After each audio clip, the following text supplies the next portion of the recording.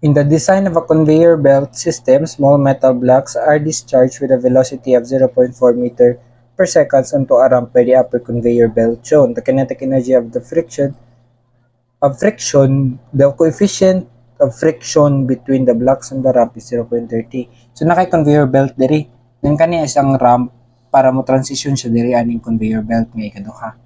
So nihatag sa velocity sa upper nga conveyor belt nga 0.40 and sa ubos is 0.14.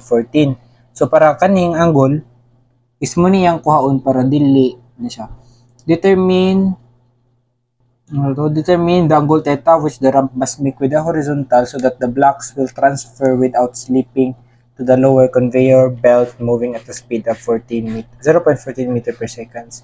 So, same magyapon, key E1 plus summation of work done from 1 to 2 is equals to kinetic energy niya at position 2.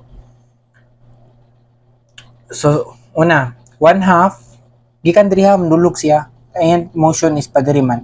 So, 1/2, mass niya, i-assume na to nga mass M ang kanang sa mga box, times yung velocity nga 0.40 meter per second squared.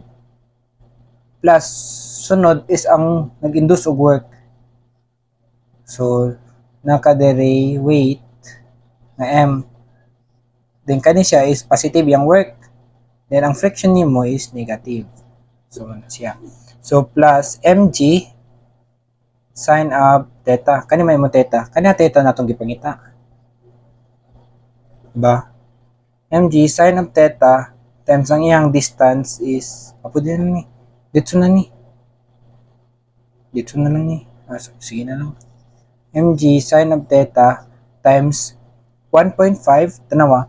Kani 1.5. Ang iyang distance is kani mang pandag. So, kung mag-triangle ka, ni, this is 1.5, dari mong theta, din kani mong d. So, ang sine theta is equals to 1.5 over d. So, ang imong d is 1.5 over sine theta. So, cancel ra din. Sunod, minus nimo sa friction.